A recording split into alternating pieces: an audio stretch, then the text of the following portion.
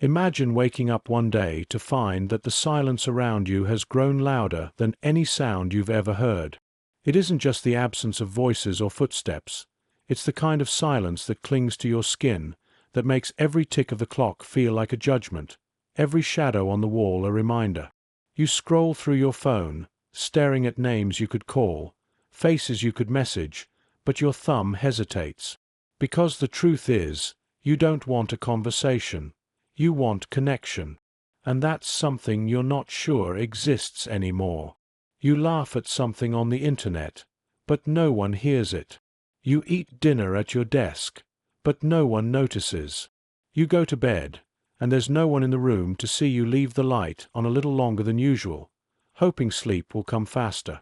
This isn't just being alone. This is loneliness, and it feels eternal. But here's the paradox. You are more connected than any human being in history. With a single click, you can speak to someone across the globe. With a few swipes, you can be seen, liked, even admired by hundreds. You are surrounded by voices, words, and images. And yet, for some reason, none of it feels enough. You are in the middle of the loudest crowd the world has ever known, and still, you feel invisible. Why? Why does loneliness stretch itself across your life like an endless horizon?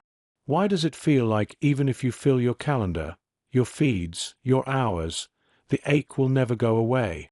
Why does this emptiness feel more permanent than any joy, more familiar than any love? And here's the question that unsettles most. What if loneliness is not simply the absence of people, but the absence of something far more terrifying? What if it is the absence of yourself? Think about it. You can be lonely in a crowded room. You can be lonely in a marriage. You can be lonely while lying in bed beside someone who swears they love you. Loneliness doesn't ask where you are. It asks who you are when you are there. It isn't about the number of people in your life. It's about the depth of your presence within it. But then comes the contradiction. If loneliness is born from within, why does it feel inflicted from the outside? Why does it feel like a punishment handed down by society, by life, by God? Why does it feel eternal, as though no amount of love, touch, or recognition will ever be enough to silence it? Maybe it's because loneliness is not just a state of being. It's a mirror, a merciless one. It doesn't just tell you that you are alone. It tells you why. It reflects every moment you silenced yourself to fit in. Every time you swallowed a truth to avoid rejection.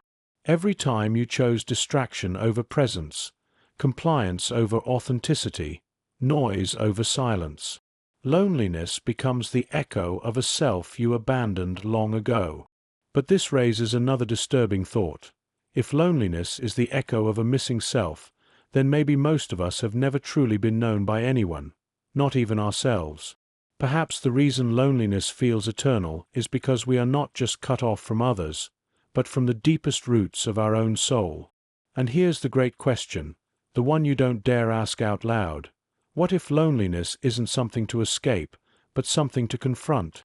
What if the eternity you feel inside it isn't a curse, but a clue? Because what if, just what if, loneliness isn't proof that something has gone wrong, but that something essential has been ignored for too long? What if it is not the wound itself, but the messenger, the signal that you have drifted so far from the life you were meant to live, that the silence has grown unbearable? You sit there in your room, the hum of the fridge in the background, the faint vibration of traffic outside. It feels endless. But maybe the eternity of loneliness is not in the hours or the years. It's in the way it consumes you, the way it eats time itself. A minute of loneliness can feel like a day. A day can feel like a year. A year can feel like a lifetime. And yet, here you are, still searching for a way out. So the question presses down heavier than ever. Is loneliness eternal because it never ends, or because we never truly face it?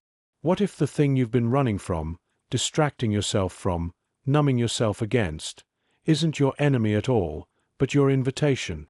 Invitation to what?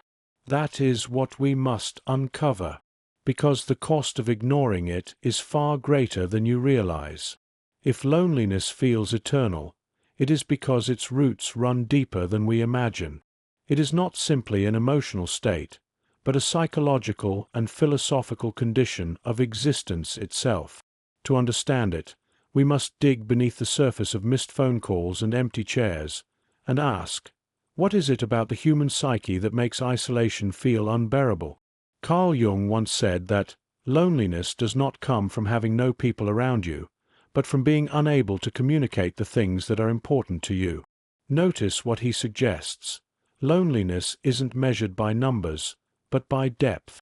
You could be surrounded by admirers, colleagues, family members, yet if you cannot reveal your inner life to them without distortion or fear, you remain invisible. And invisibility, Jung implied, is the true essence of loneliness. But why are we so invisible to each other? Part of the reason lies in the masks we wear. Every day you put on a persona, the social self you believe others will accept.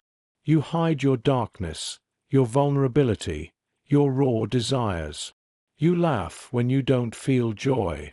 You say, "I'm fine," when you are breaking. You post smiling photos while privately questioning whether life has any meaning at all. And because everyone else is doing the same, an entire society of hidden selves collides, pretending to be whole, while secretly starving for authenticity. It's no wonder loneliness feels eternal. You can never be truly seen while wearing a mask. Nietzsche once warned that the individual has always had to struggle to keep from being overwhelmed by the tribe. To avoid rejection, you align with the herd, adopting its beliefs, its behaviors, its distractions. But the price you pay is alienation from yourself. And when you are alienated from yourself, you are alienated from life itself. That alienation is what we call loneliness.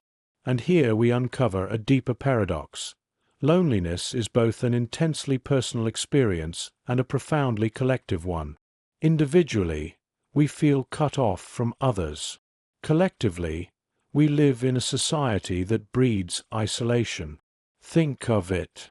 Modern culture teaches us to value productivity over presence, efficiency over intimacy, appearance over truth. We live in cities designed more for traffic flow than for human connection. Our technologies, while promising connection, often reward speed, brevity, and performance over depth and presence. We scroll endlessly, consuming fragments of other people's lives, comparing them with our own, never stopping to ask why the very platforms meant to connect us leave us more fractured than before. Arthur Schopenhauer, the philosopher of pessimism, gave us a metaphor that still resonates. Humanity as a group of porcupines in the winter. When they come too close, they wound each other with their quills. But if they drift too far apart, they freeze to death. Loneliness, in this metaphor, is not simply isolation. It is the painful oscillation between needing others and fearing them. Come closer, and you risk rejection, judgment, betrayal. Stay away, and you suffocate in silence. And so we hover, caught between intimacy and avoidance, warmth and coldness, belonging and fear. No wonder loneliness feels like a prison without walls. But here is where psychology complicates the matter further. Studies on attachment theory reveal that our very sense of safety in the world depends on our earliest bonds. If, as a child, you experienced neglect, inconsistent affection, or emotional unavailability, your nervous system may have learned that connection is unsafe or unreliable. As an adult, you may yearn for intimacy but sabotage it the moment it feels possible. You may crave closeness while pushing it away, convinced it will disappear anyway. In this sense, loneliness is not merely an emotional problem. It is an inherited pattern, etched into the nervous system. Your body remembers what your mind tries to forget. And yet, even beyond biology, loneliness points us toward a more existential truth. Jean-Paul Sartre argued that at the core of human existence lies a radical aloneness, that no one can fully experience your inner world, and you can never fully experience theirs.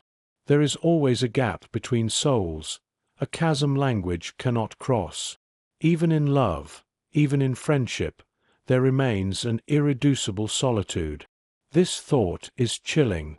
If Sartre is right, then loneliness is not just circumstantial, it is woven into the very structure of being human.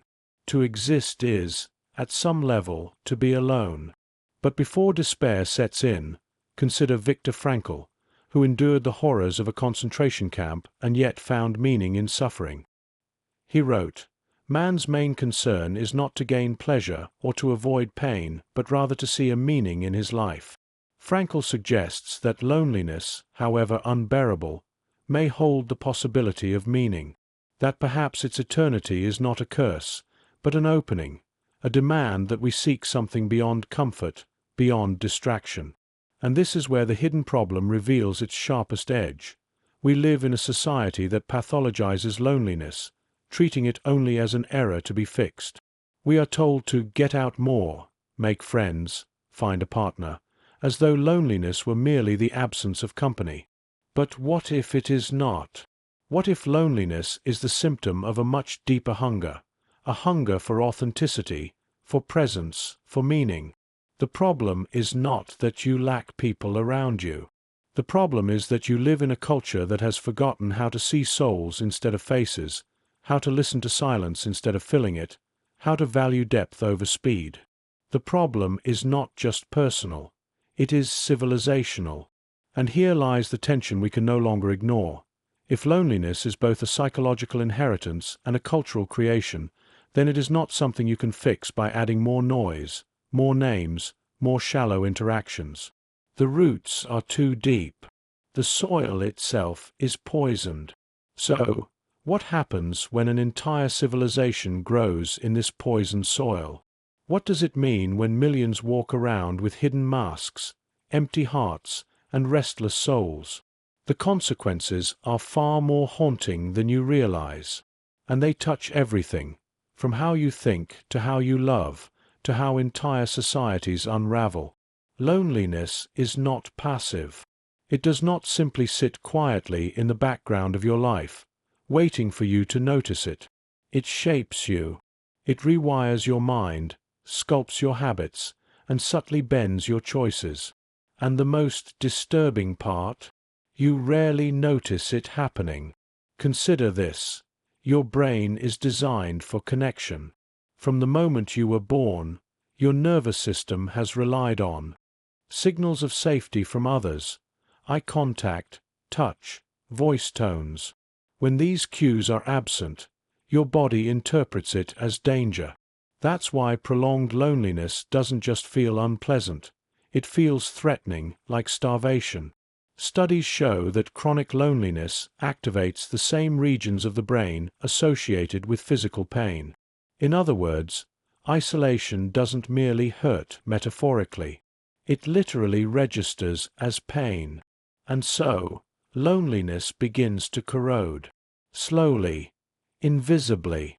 At first, you may just feel restless, then anxious, then a gnawing emptiness that no distraction can fully soothe. Your mind grows hypervigilant, constantly scanning for rejection, for signs you don't belong. Ironically, this makes you withdraw even more. Loneliness feeds on itself. The more you feel it, the more it isolates you. But here's the cruel twist. Your brain adapts. The longer you dwell in isolation, the more it rewires itself toward mistrust. You begin interpreting neutral faces as hostile, assuming disinterest where none exists. Your body grows tense in social situations, convinced danger lurks in connection. What you fear most, disconnection, becomes the reality you unconsciously create. Loneliness is not just a wound. It is a contagion. And the consequences ripple far beyond the self. A society where loneliness is epidemic becomes a society shaped by fear, suspicion, and fragile bonds. Look around. How many people bury themselves in endless scrolling, not to connect, but to avoid the discomfort of silence? How many friendships dissolve into surface-level exchanges, too fragile to carry the weight of truth? How many marriages fracture not because of betrayal, but because of an invisible emptiness that neither partner dares to name?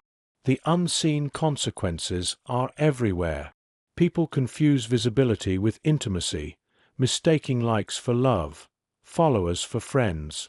Companies design algorithms to exploit this hunger, feeding you fragments of connection, enough to keep you hooked, never enough to make you whole. Politicians weaponize alienation, pitting lonely groups against each other, offering belonging not through truth but through division. The cost of loneliness is not only personal despair, it is social fragmentation. Schopenhauer's porcupines come to mind again. In fear of being hurt, we stay apart. But apart, we begin to freeze, not just individually, but collectively. Civilizations thrive on shared meaning. But how can shared meaning survive when people no longer trust, no longer speak honestly, no longer see each other beyond the mask? Nietzsche once warned of nihilism, the slow decay of meaning in a world where belief systems collapse. Loneliness accelerates this decay. When you feel unseen, unheard, unrooted, life begins to lose coherence. You wonder why you exist, whether your actions matter, whether anyone would notice if you vanished. A lonely mind easily drifts toward despair because without connection, meaning itself begins to fracture. And then comes the hidden cost. Loneliness makes you vulnerable to substitutes. You begin filling the void with whatever numbs the ache: work, substances, compulsive scrolling, shallow relationships, consumerism. You cling to illusions of closeness, because even counterfeit intimacy feels better than silence. But each substitute deepens the wound, reinforcing the illusion that something essential is forever missing. This is why loneliness feels eternal. It doesn't just sit in your heart, it multiplies itself across your life. It becomes the lens through which you see the world. And as it grows, it shapes the collective consciousness. We don't just become lonely individuals, we become a lonely civilization. Consider this: when loneliness grows, empathy shrinks.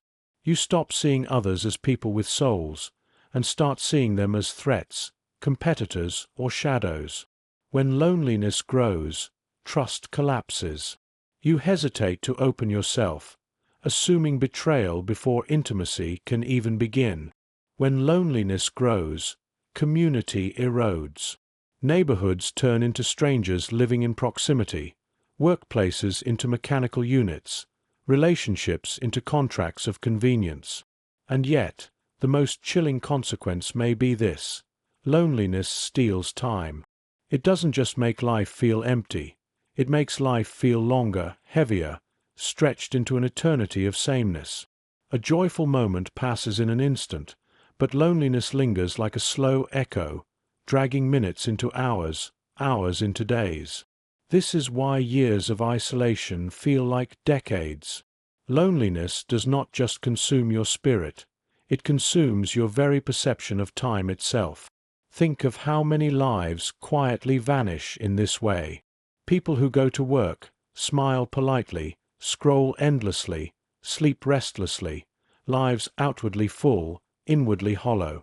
Lives where the ache of disconnection is never spoken aloud. Lives where loneliness becomes the quiet undertone to every action, every thought, every day. And so we come to a devastating realization. Loneliness is not just a personal affliction, nor merely a cultural epidemic. It is a reshaping of reality itself. It bends perception, rewires the brain, corrodes meaning, fractures societies, and stretches time. Its cost is hidden not because it is small, but because it is everywhere. So then the question sharpens. If loneliness is this powerful, this insidious, What would it mean to truly rebel against it? What would it mean to face the silence, to strip away the masks, to reclaim the self that has been buried under years of fear, distraction, and conformity? That is where the possibility of freedom begins. Not in escape, but in confrontation. Not in filling the void, but in daring to step inside it. The silence has followed you long enough. It has haunted your nights, sat beside you at crowded tables, whispered in your thoughts when no one else was listening. And now, finally, comes the question that matters most. What if you stopped running from it? The rebellion against loneliness begins not by escaping it, but by turning toward it. That is the paradox most people never dare to face. For years, you've tried to fill the void with people, with noise, with endless scrolling, with distractions that keep the ache at bay. But every attempt has only deepened the wound, because rebellion requires the courage to stop numbing, to stop fleeing, and instead, to ask the silence what it wants to teach you. Carl Jung believed that what we repress only grows stronger in the shadows. Loneliness is no exception. The more you resist it, the more it tightens its grip. But when you face it directly, when you sit with the ache instead of avoiding it, you discover that it is not just emptiness. It is a messenger, and its message is uncompromising. You have abandoned yourself. Return. To rebel against loneliness is to reclaim the parts of you that have long been silenced. It is to peel off the persona, to risk showing the truth of your inner life, no matter how raw or inconvenient it may be. It is to say, this is who I am, not the mask, not the performance, not the carefully curated version, but me. And in that act, something shifts. Because you cannot connect deeply with anyone else until you are connected to yourself. But rebellion is rarely comfortable. Nietzsche spoke of becoming who you are as the highest task of life, but he warned that the path to authenticity runs through fire. To break free from loneliness, you must be willing to confront rejection. You must be willing to endure the sting of being misunderstood.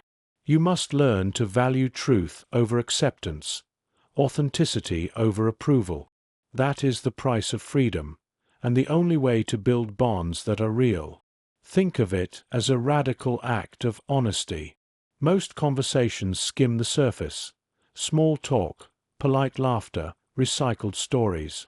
But rebellion asks you to go deeper, to speak of what actually weighs on your heart, to admit what you fear, what you long for, what keeps you awake at night. At first, this feels terrifying, but here lies the hidden secret. Vulnerability is magnetic. When you risk exposing your truth, you give others permission to do the same. What was once a wall between you becomes a bridge. But rebellion does not stop at honesty. It requires rebuilding the very structures of your life around presence and meaning. This means cutting through the distractions that masquerade as connection. It means putting down the endless scroll, walking away from the counterfeit intimacy of dopamine-driven feeds, and instead cultivating spaces where silence is not feared but honored.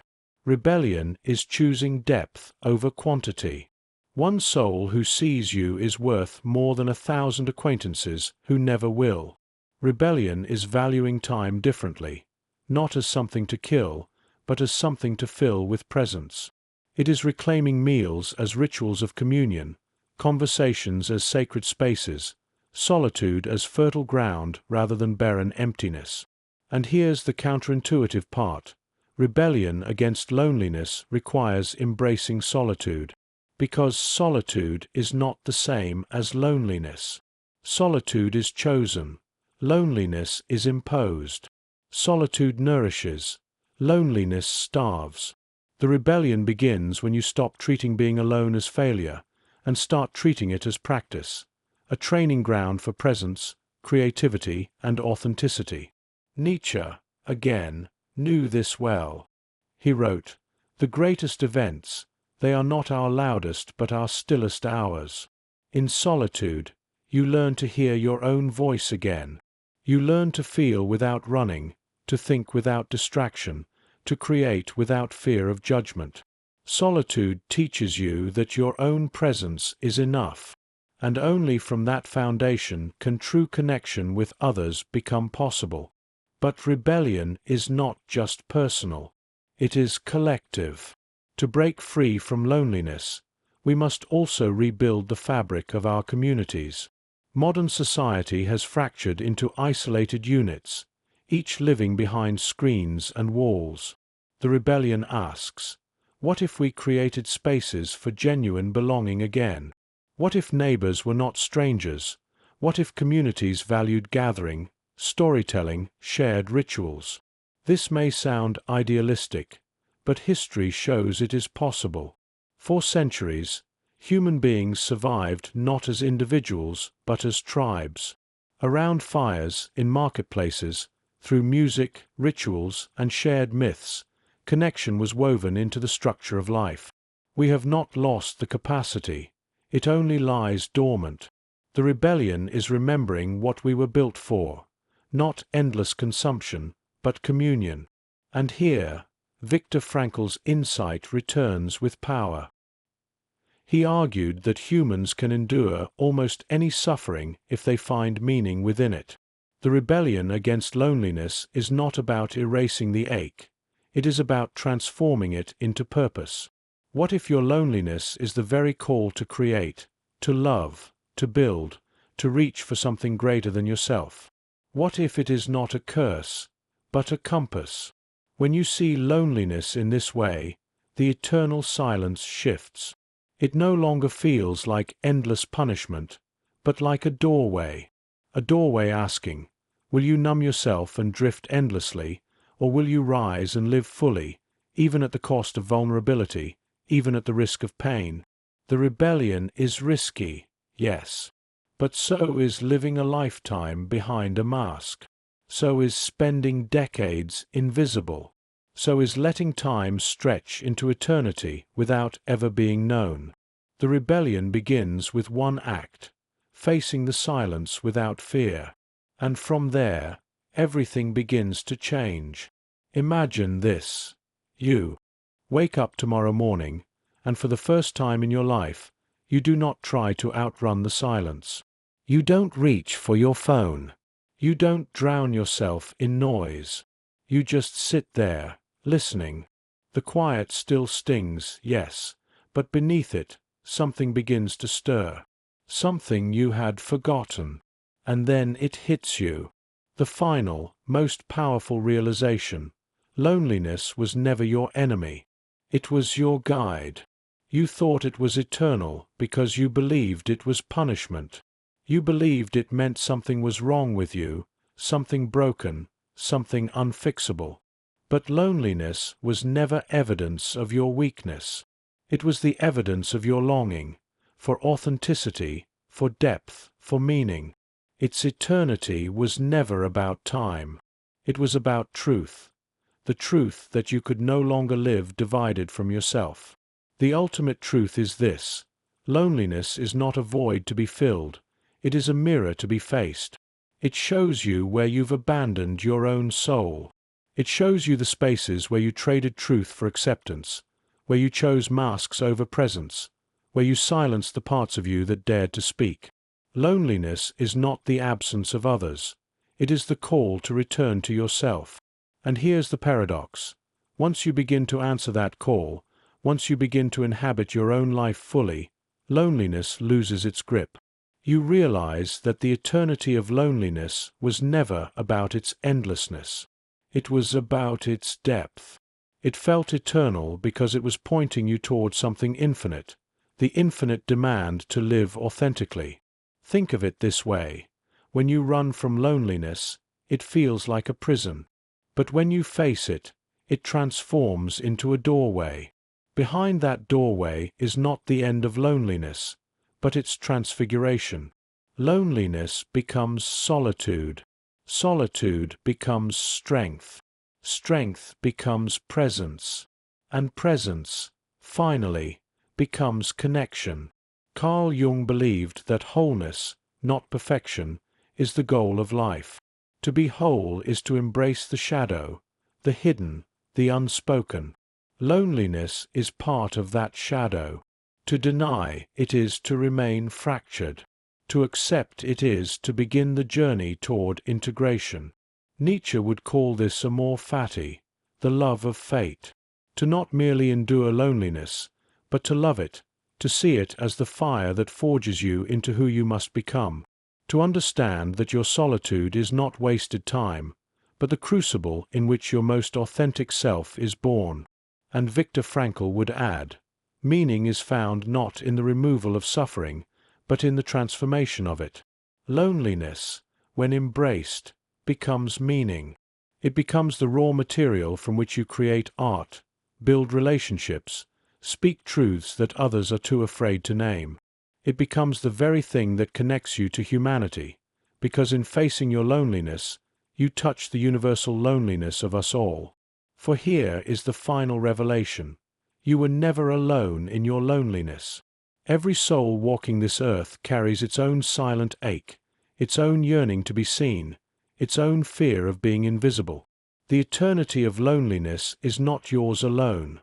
It is shared. And in recognizing that, a strange kind of communion emerges. When you stop hiding your loneliness, when you speak it, when you show it, others recognize themselves in you. They exhale. They say, "Me too." And in that moment, the very thing you thought would isolate you becomes the bridge that binds you. The ultimate truth is not that loneliness disappears, but that it changes form. It ceases to be eternal emptiness and becomes eternal connection, the invisible thread linking every human soul. We are bound not just by joy and triumph, but by longing, by silence, by the ache of being mortal in a vast and indifferent universe. And so, the choice is before you. You can live as though loneliness is a curse, numbing yourself until time itself turns heavy. Or you can live as though loneliness is your compass, pointing you toward authenticity, vulnerability, meaning. Imagine, for a moment, what it would look like to live this way. You would no longer fear silence. You would enter it like a temple. You would no longer wear masks. You would risk being seen, even if it costs you approval. You would no longer chase shallow substitutes. You would create bonds rooted in presence, not performance. You would no longer shrink from solitude. You would use it to write, to build, to breathe, to simply exist as yourself. And in living this way, something astonishing would happen. You would discover that the eternity of loneliness had never been about despair. It had always been about awakening. Because loneliness, at its core, is the longing for unity. Unity with yourself. Unity with others. Unity with life itself. To feel lonely is to feel the absence of that unity, and to be called back toward it. The final, most powerful realization is this: loneliness is not the absence of love. It is the doorway to it. It is the teacher that shows you how much love matters, how much presence matters, how much authenticity matters. It is not the end of connection. It is the beginning. And when you see this, everything changes. The silence that once felt suffocating now feels sacred. The emptiness that once felt eternal now feels like space. Space to create, to connect, to become. You wake up tomorrow morning, and the silence greets you again. But this time, you don't flinch. You don't run. You sit with it. You breathe. You listen. And for the first time, you realize the eternity of loneliness was never a curse. It was the invitation of your soul, waiting for you to finally answer. If these words touched a hidden corner of your soul, if they made you pause, reflect, or even feel less alone for just a moment, don't let the feeling slip away into silence. Share this with someone who carries the same ache. Let them know they are not walking through eternity alone. And if you feel a pull toward more truths like this, subscribe. Not because it's expected, not because it's routine, but because somewhere inside you knows that these questions matter. and you deserve a space where they are spoken aloud. Every new voice that joins us is another light in the dark. And maybe, just maybe, together, we can turn the eternity of loneliness into something else entirely, a shared journey.